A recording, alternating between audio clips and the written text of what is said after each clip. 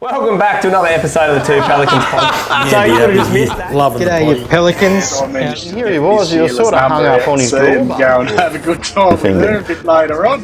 Pelicans landing in 3, 2, 1. G'day guys, welcome back to the Two Pelicans podcast. I'm Joey. And I'm Mick, and we are the Two Pelicans. Mate, this is the fishing podcast, getting the average weekend angler through his work week with a smile on his dial, all ready for that weekend fishing trip. Mick, how the bloody hell are you? Good, mate. Good. And yeah, just want to have a quick shout out to everyone that's put up with us for missing out last week. But we're back here. Probably we'll just quickly address what happened there for our listeners. So basically, my workload was ridiculous. You had a little bit going on, and we just couldn't make it physically happen. This week's a little bit late, and you can thank. Who can you thank for that? Well, I think you can thank Transgrid and Essential Energy. There was a blackout on Monday night that I think wiped out from Kyogle through to nearly Ballina. And we were literally, you were in your car on the way here. I had the camera gear ready, and donk, we had no lights. Although my wife did say it would have been pretty fucking hilarious to film in the pitch black and record. But anyway, here we are. So just quickly address this one, guys, before we get into this week's episode. We are looking at pushing back to a Thursday. Pure and simply moving forward, if we are busy with like life in general, like it is, and it has been busy, it just gives us that extra couple of days buffer in case something hits the fan like what this happened this week. So we're going to push back to Thursday mornings, guys.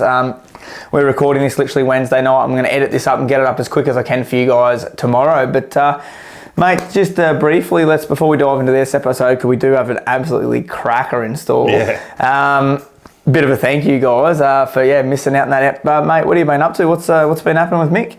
Oh, not much, mate. I was just going to run past making sure we get everyone involved in the channel first. Yeah, go for it. So we want everyone to get involved in the channel, and we love if you could send in your yarns, your fishing fuck-ups, your triumphs, whatever you've got there. If you can send it through to the Two Pelicans podcast at gmail.com.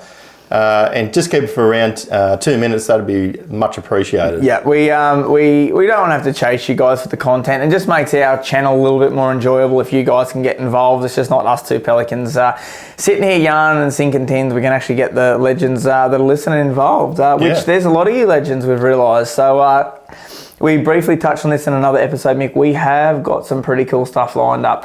We're not going to quite drop the guests, but we've got sort of 3 major episodes in the next sort of 2 months, towards the end of the 2 months period, that are going to be pretty red hot. Yeah, I can't wait. It's going to be pretty special, guys, and some of the guys that will be coming on, I think hopefully maybe end of August, around August sometime, it's going to be pretty unique. So. Even going to some international guests, mate, should make a bit of an appearance. So can't wait for that. So mate, what have you been up to? Mate, just caught up with some mates, really, working. My boat's kicked off. So unreal. Shout out to Sean. He's been decking his boat out over the last few weeks and looks pretty schmicko. He was nice enough to send through some photos with some questions, queries, things that I'm trying to probably achieve with what I'm doing.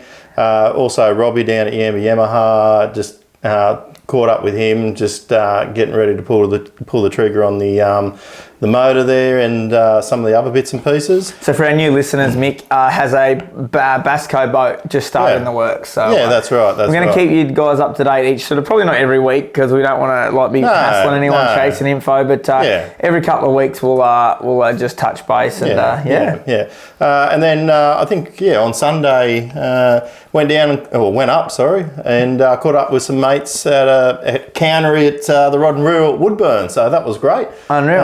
Not a bad feed and a few cans. So that was unique.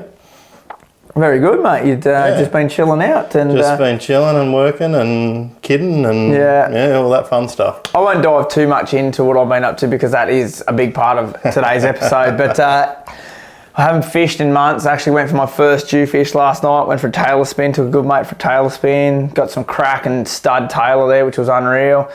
Shared that fresh fish around today to a few friends and family, which was really appreciated that. And lost a dew third cast of the night, which is typical dew fishing. But Mate, They make you pay, don't they? Yeah, mate, they do. It's You like can't fishing miss Copeton, I think. Yeah. But anyway, I'll dive into that a little bit later on. But, mate, we have got a lot in store. Let's dive into... Before we get into the news, let's let everyone know what they're in store for today. Basically, we have a bumper Lure Expo. Yeah. We're actually going to split this into two parts. It's going to go for quite some time. In the second part, Mick's going to sort of basically put his interviewer hat on, interview me, and basically just dive into everything lure making, timber lures, the industry, the shit things, the good things. So you're really not going to want to miss out on this episode. Yeah. But before we really do dive into that, mate, let's get into around the grounds, mate. Kick us off. What's been happening? Oh, look, I sort of want to just try and keep up with a few tournament ones, and I apologise if I don't include everyone's tournament in this, but it's ones that I sort of like to follow or watch. No, for sure, mate. And look, we've spoke about a lot about MLF. That was run and one. Run and one, we'll go with that. Wang. Finally.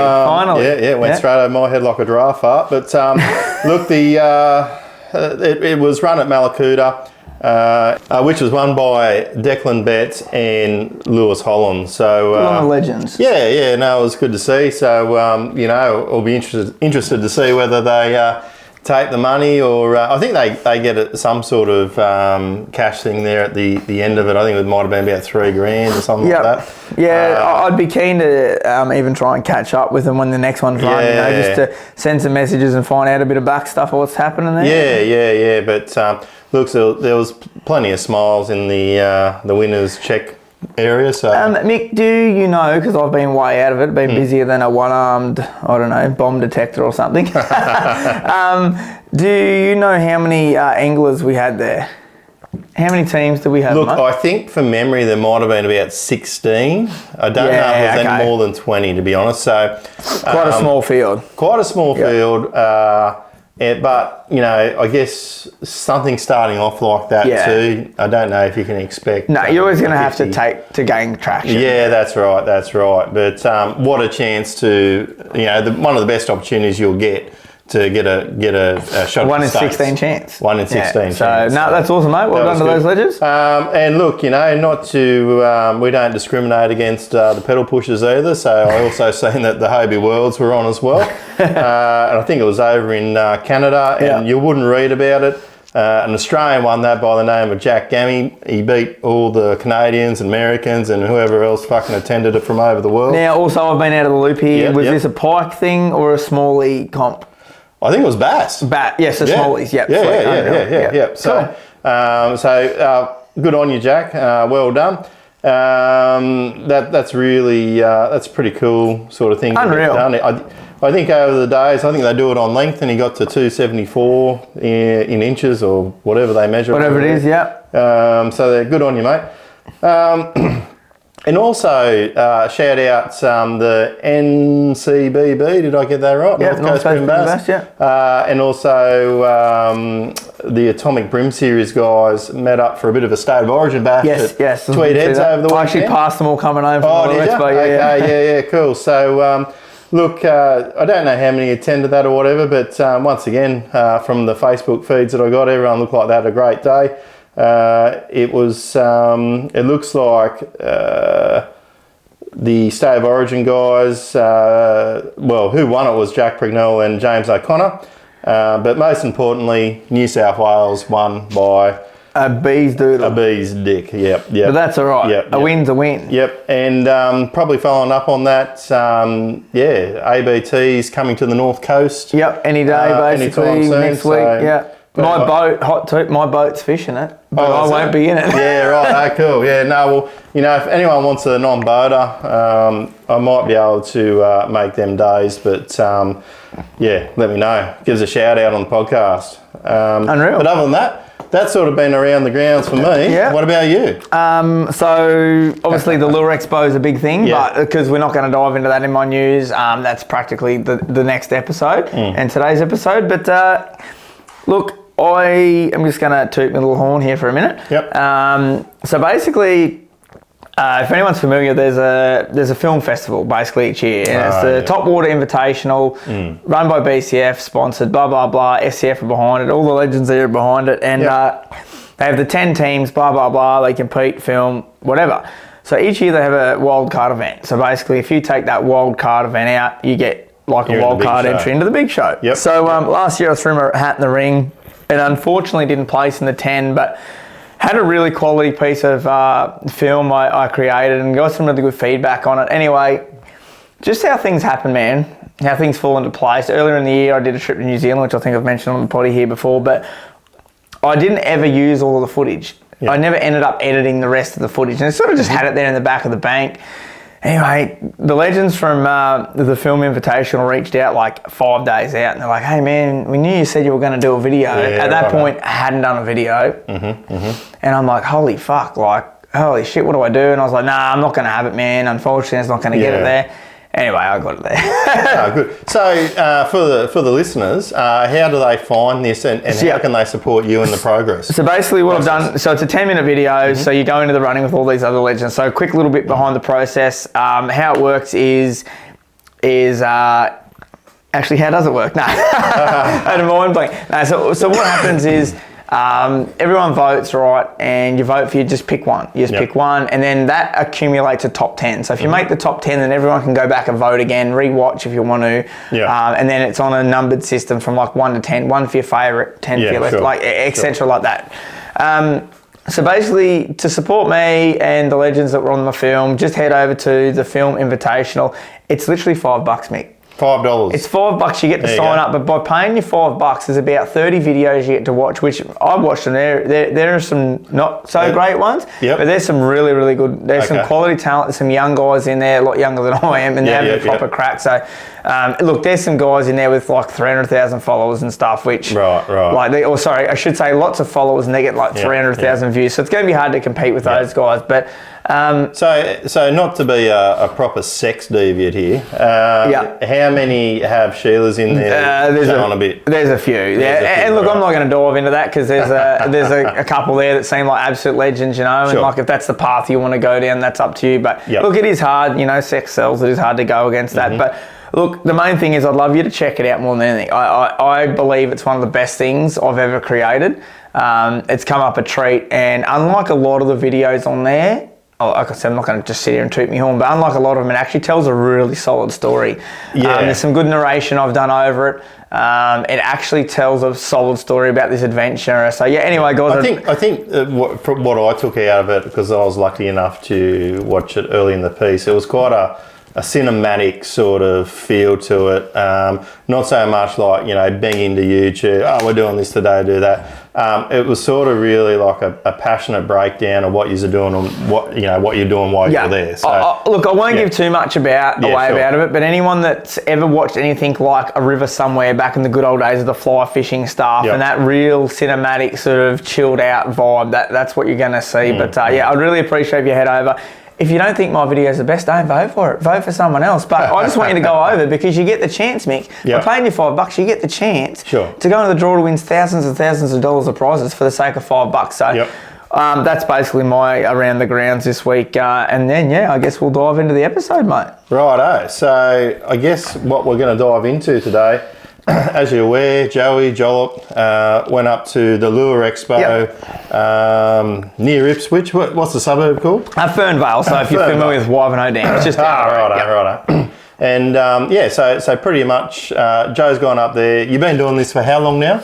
The lure thing, best part of like 9 years, you could say. 9 years, yep. And look, just sitting in the little Jollip headquarters here, he's got quite an elaborate setup. It looks like, I don't know what that thing's going to do over there, but I reckon if I stick my arm in there, I'm going to fucking lose it. So I don't know whether it's a sex dungeon or fucking whatever, but anyhow. We're in the soundproof room here. That's all right. No, there's no safe, what's the safe word? There's no safe word in here. You can't hear shit. So, look, but at the end of the day, it's something that you've been doing for a while. Look, I've been following it on your channel there for a few years, and I'm sure many of these guys have been too. What makes you keep going back to this and to the expo? To the expo. So basically, for those that don't know, the Lure Expo is an event that's there for basically for anyone that creates lures, either makes soft plastics, timber lures, molded lures. You can make apparel, whatever you want to do. But it really is solidly based around that Australian made. what keeps me going back, it's the atmosphere, a lot of it, hey? Like, it's such a cool event, like, for the best part, like anything, you get fucking peanuts, but for the best part, everyone are absolute legends, and the longer I stick at this, you realise that there's more and more legends, you know, so, it's a fantastic event to meet your customers. For those that don't know, I don't actually wholesale a lot.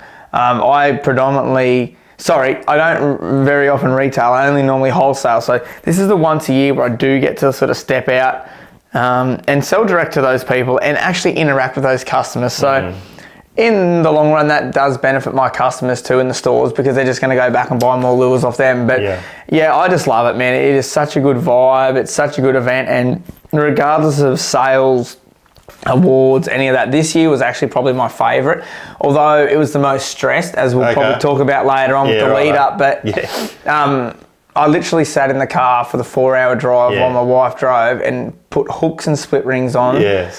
And I finished at the front gate and then went and set up for 5.5 hours.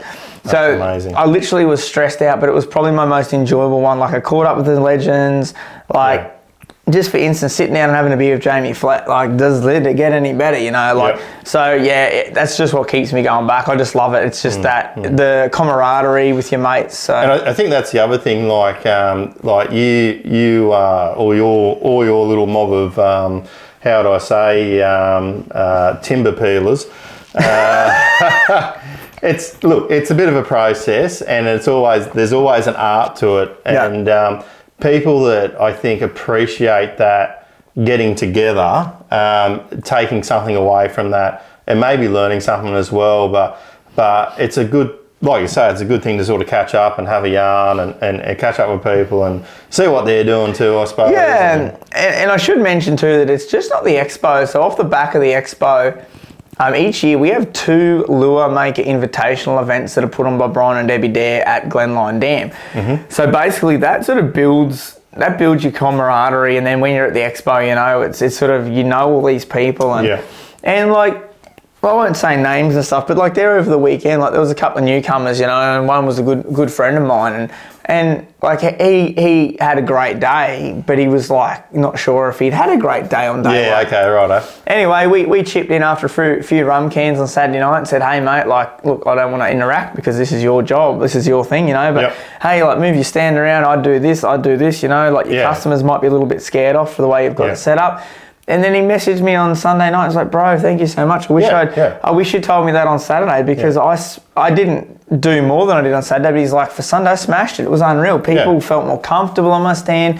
So I guess that just makes you see that we're not all enemies. Like, No. And I think from that, no matter what you do, if you're starting up doing something that the first time you do it, you're probably going to somewhat suck at it, right? Yeah, man. And it's a learning process, and you're not going to learn it. You know, what's the old saying? Rome wasn't built in a day, and these things take time. So, but I guess if there's enough positivity running around there, sort of saying, you know, let's try this, do this. Did you think of this? I think that's a really good thing. And the thing is, like, there's a fine line too with how running around, like, looking like you've got a chip on your shoulder also. Yeah, right. Because like, we do stay to ourselves. Like, we do our own thing. We stay in our lane, you know. Yeah, 100%. But like, if you're a good fella, like Brad is, and he's a top fan, and he's young, man. He's like trying to have a crack at it. I'm like, fuck him. I want to help him out. Like, you know, and I've told, like, you don't just sit there and say, I use this clear and I use this brand of stuff and I use 135 grit sandpaper and I do this, like, but you know, if like someone's struggling, like, yet again, I won't mention names, but I had a lure maker come up to me on Sunday morning. We were staying at the same accommodation. Now, this is a guy that's been doing it for a long time, and he makes some really classy lures. Okay. And he's like, hey man, like, I'm designing this new lure. Can I get your opinion on something? And I mean, if a guy like that's going to take the time out of his day to ask me a question, I'm going to take the effort to answer as best I can, you know? So, yeah, mate, there is some phenomenal lure makers in this country. And a lot of it is art. 100%. There are some very artistic people, which I will touch on one of those later on. But there is some phenomenal lure makers that make some cracking lures to catch some cracking fish. So yeah, look, I highly recommend it. I'll just give it a little shout out. Actually, in November, Fitzy is looking at running a one-day pop-up event. It's going to be called Lures in the Paddock. Right. So it's literally, you bring a gazebo. Yep. If you've already entered, Yep. if you're already at the expo previously, it's not going to cost you anything. So you literally, we can take our gazebo, set up some lures, and just have a day. And that night we can really have a few beers, you know, get stuck into our work, enjoy it. But we don't have to get up the next day, have a sleep in, drive home. So, really looking forward to doing that. But, you know, like, I must just quickly say a big shout out to the guys that organise it because, mate, like now with insurances and events, it is a very seamless event. And after COVID as well, you know, there's a lot of things that sort of have struggled to get numbers. I think of sport as one of them. But, for sure. But from what I've sort of seen, it looks like things are going pretty strongly. Yeah, mate, it definitely is. And like I got a pretty good relationship with Fitzy, and I actually caught up with him on Saturday night just briefly because he's obviously a very busy man. And I said to him, how did it go? And he's like, it was pretty well seamless. So for an event where you've got 70 odd lure makers and about 1,500 people walking through that door for nothing major to fuck up. Right, yeah. So I'm glad you just brought that up. So actually, just for 70 odd exhibitors? 70 odd exhibitors for our non-audio listeners. I've currently got a 7-year-old's lunchbox with beers in it here in the shed, and we've just pulled out a rum tin of that. So wow. So yes, sorry, mate. Now, actually, and we'll probably jump over this later. You got some gear here as well. I wouldn't mind showing that up on the camera a bit for sure, a little bit later on. So you know, 70 exhibitors. How many people through?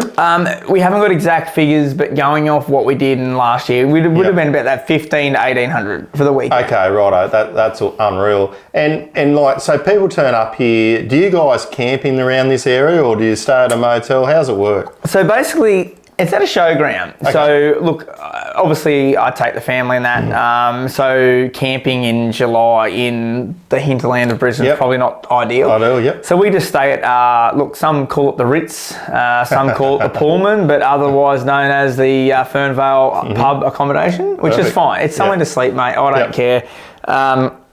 So yeah, basically that's just the deal. Most of the guys will have a bit of camaraderie in the campfire every night. It's a pretty good little setup there, to be honest. Yeah, right. And one thing that I always sort of think about of these sorts of things is that the people that buy these lures, are they mad fishers? Are they like just collectors of these things? Do they just sit up there and leave them up on a wall? Like what is the balance of that? Look, this is I'm just going to dive into me personally with our stand. So normally we're like probably 10% collector. 90% fishing, and I think that's why I'm probably diving and selling a little bit of my secrets out here, but a little bit of probably why we have been successful in the past is the fact that we do a lot of smaller, affordable lures. Now, I had a few people over the weekend say, hey man, why are your lures so cheap? And it's like, well mate, you don't wholesale. You're a hobbyist, so I wholesale for a price, they retail it for that, so I have to retail it for the same, and we make a good quality product. Might not be the flashiest, but it's at a great price point that the mum and son, mum and dad, dad and son, dad and daughter, whatever, they can come and afford it and buy it. Now, that percentages really depend on what you have for sale. So in the previous, I've had like some pretty cool, quirky stuff, and look, there's dudes that just come through and grab one of every colour, stick it in the cabinet. Which is A-okay. Now this year I made Pokemon lures. Yes. So hang on. Before you get into that, did you save me one? Well, that's a little bit of a funny subject. Fuck. Righto. But that's all right. That's all right. Because you've kind of benefited out of it. That's all right. I had your one saved. I entered your one in the awards. Oh yeah. And then did my Pokemon win? No, it didn't. I got chipped at the end. I bipped on account back, but that's all right. But the legend that runs the awards, Dale, look, he does a fantastic job. And he said, look, is this Pikachu accounted for? And I couldn't say yes for all the effort he put in. But mate, that gets me. Well, we'll get into that a little bit later on. But so I whipped up about 85 of the Pokemon, you know, and I was really like, is that too many? I don't want to get stuck with them. I don't think I will. Let me tell you, everyone that comes from bought a set, which blew me away. They didn't just buy a Squirtle, they didn't just buy, and every single one person's like, I'm never swimming these. So and something like that too is such a what do you call it, like a pop culture thing, right? So whether you're into like 100% crazy about fishing or not, you see something unique like that and go, fuck it, I'm just going to buy it. Now, look, I'm probably delving in a little bit and remind more of my secrets here. Yeah. And there's a little bit of thought that goes into this too. So a lot of our base are my age. So that 25 to 35 year group is a big core part of our business. Now, skip generations, the next part of our core business are that 55 to 65. I've got a big solid core base. So Pokemons were late 90s. So anyone my age knows Pokemon. But in saying that, anyone from age 55 to 65 know it because they read the books to their kids. Yeah, I was just about to say, have kids, grandkids, something like that. It blew me away the amount of people come up, old blokes like, man, I need the set of these. I remember reading this to my kids. So it was kind of a little bit of strategic stuff placed in that as well. Do already have plans for what I'm going to do next year because each year I need to do something different. Of course. You got to keep raising the bar. Definitely not going to tell anyone what that is, but it's going to be pretty cool. But yeah, look, I love the collectors. They're a great bunch of dudes and there's some really, really top legends out there. But for me, that hasn't been doing this for thousands and thousands of years, like say the Pornellas and those sort of legends, and even Matt Breen, although he's only been in it at the same time, he's got that name.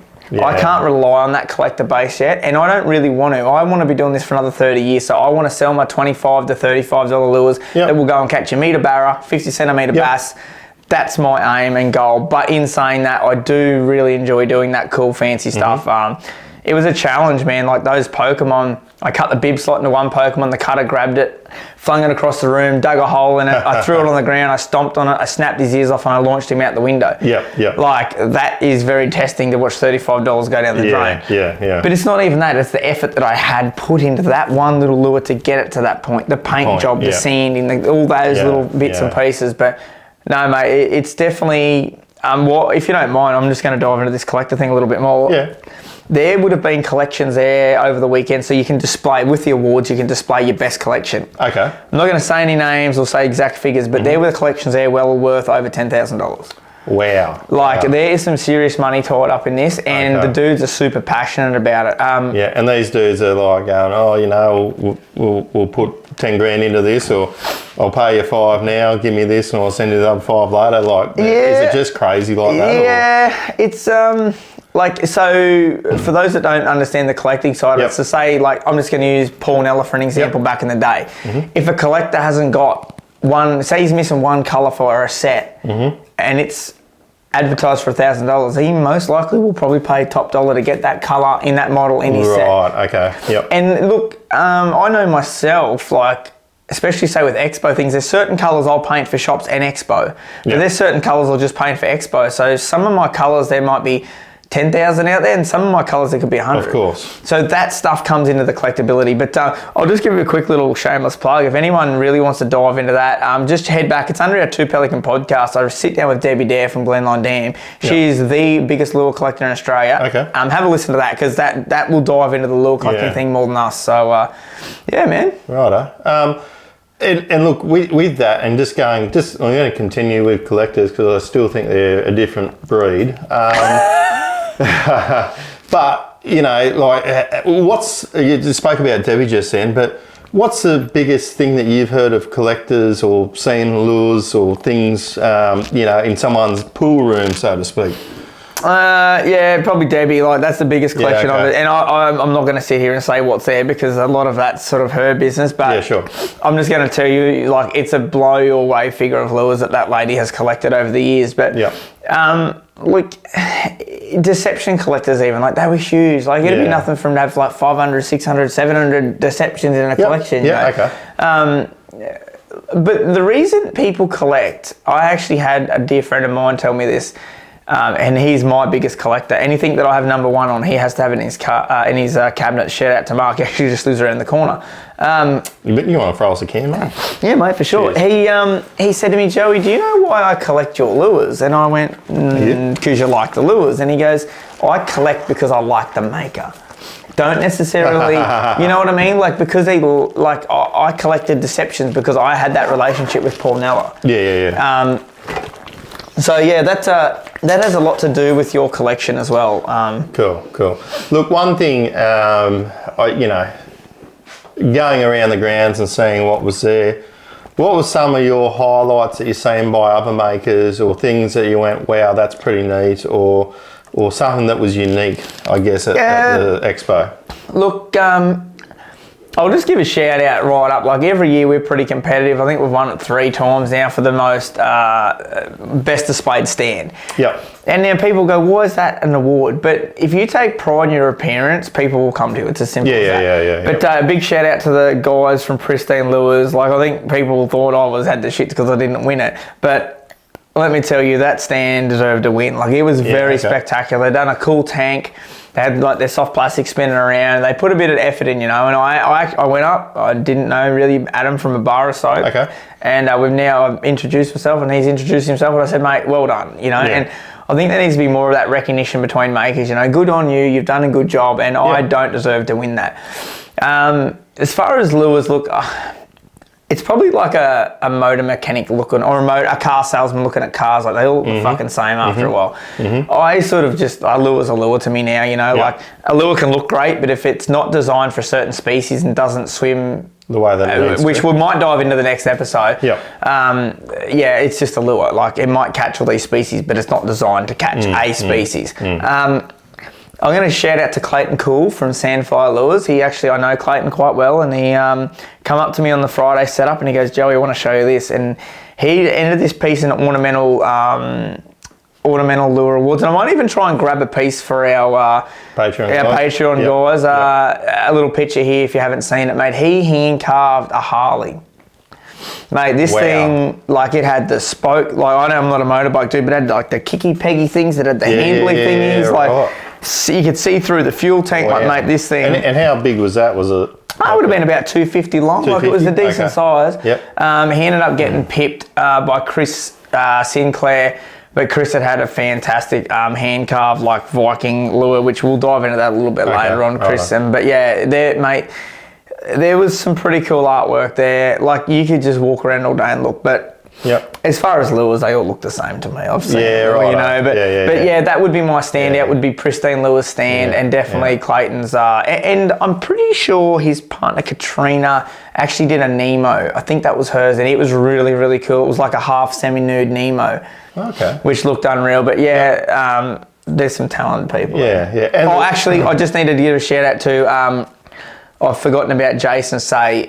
His lizard, he did a lizard. It was like 600-700 long. I think it had like 5,000 or 6,000 hand carved scales on it. It was pretty spectacular. So cool. Shout out to him too.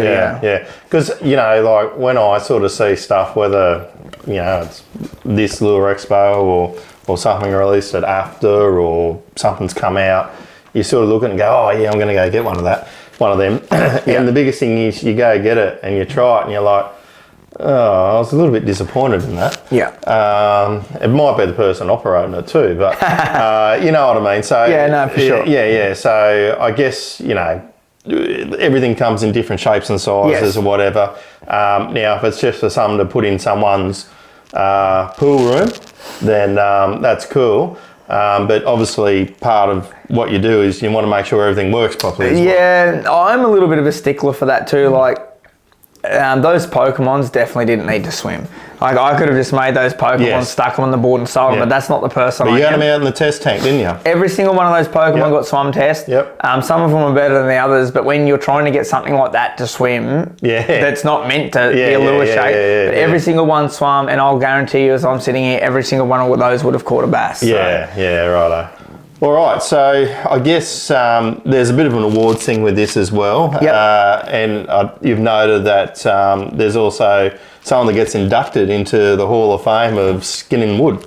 Literally, so as the person that gets to make the trophies, I've actually known for a few months, there was 3 inductees. One of those inductees I actually nominated myself. Fitzy reached out and asked, and I nominated one of those, and he was lucky enough to get through. So our inductees into the Hall of Fame. Look, for some it might just be a piece of timber, but to get recognised in front of all your peers that you have done something special over the past, could be 5, 10, 15, 20 years.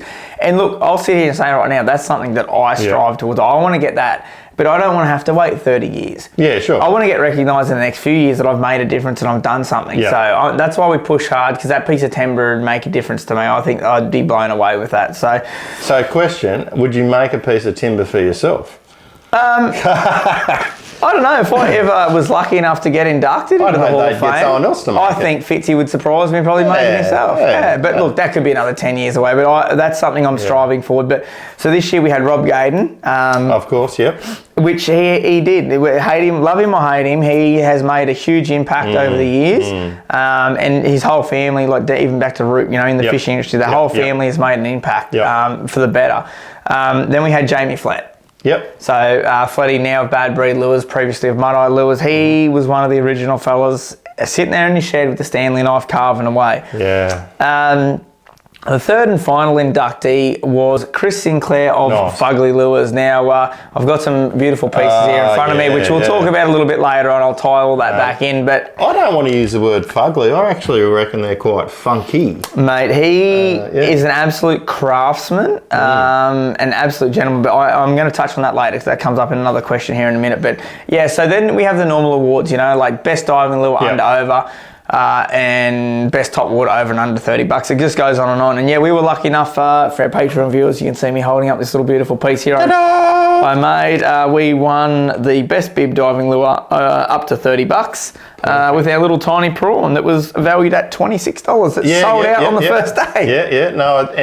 What was it? How big was that one actually? It was like 48 mil. It's a pretty tiny little lure. Watching your little reel there. So. No, it looked pretty good. Pretty cool, man. Yeah. So what was the most favourite moment of the weekend for you? There's two. Yeah. There's one on behalf of my business, and there's one as a personal favourite. Okay. So on behalf of my business, my favourite part is meeting each and every single person that come through that door and said something to me, like the amount of people that said, mate, we love your YouTube, you got us into this, got us into that, like my son's caught his first bass. That is hard to beat. Yes. I had one gentleman come up to me and he's like, hey man, like, do you mind having a quick chat? I'm like, yeah, no. And I'll never say no. Like I will chat to anyone. I ask my wife, I'll chat underwater with a mouthful of marbles with a foot in my head. I will keep talking. And he said, mate, you are the single-handed person that got me into bass fishing. He said, I watched your video, I bought your lure at the expo last year and I caught bass. And I was like, cool. How good is that? It's like a full circle, isn't it? Full circle, man, and I was pretty blown away with that. So as far as a business point of view, that hands down would be like a highlight every year. Yeah. Personal. So a couple of years ago, we just talked about Mr. Sinclair from Fugly Lures. Yep. I sent him some lures. I reached out to the legend. I haven't really had a lot to do with him, but a top fella. And reached out to him and I said, hey mate, would you be interested in fuggling up some of these cool lures? And for our Patreon viewers, you'll be able to hold a couple of these up here. So it's a bit of a Jew lure. I might put a close up on the screen there. And actually a limited edition Tatula Diver lure from the tackle show last year. Wow.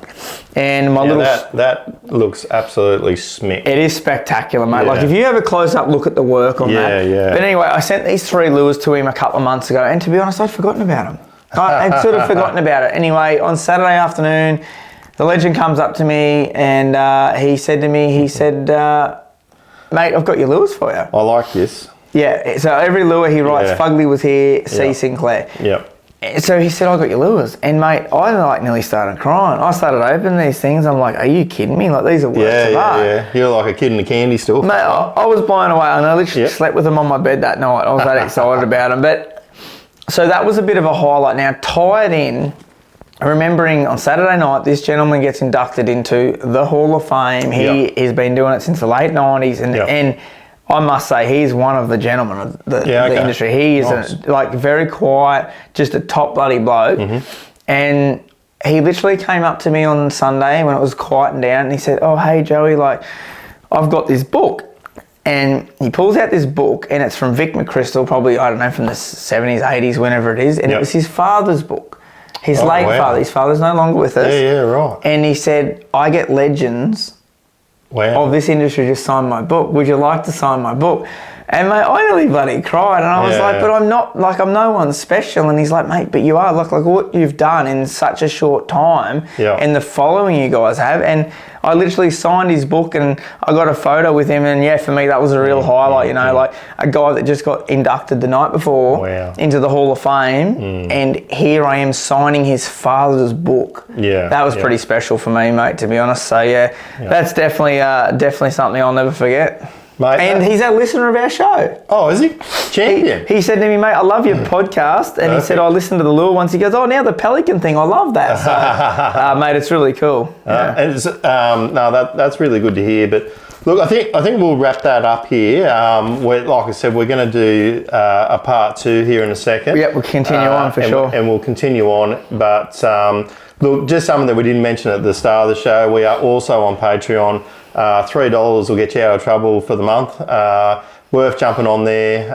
And like I said, we'll be adding on to that as time goes by. The beauty of the Patreon, Mick, even if there's not rogue stuff that you get to listen to that's not on Spotify, you get to watch us, you know. You might want to sit down on a Saturday arvo with the family and the kids and have a giggle with your mates. Stick us on YouTube, on the TV, or the link, or whatever, on Patreon link, whatever it is, and away you go. Yeah, no, that's it. All right, well, look, we'll wrap that up there for now. And look, let's jump into number 2, and we'll see you soon. We are the 2 Pelicans, and hang around for episode 2.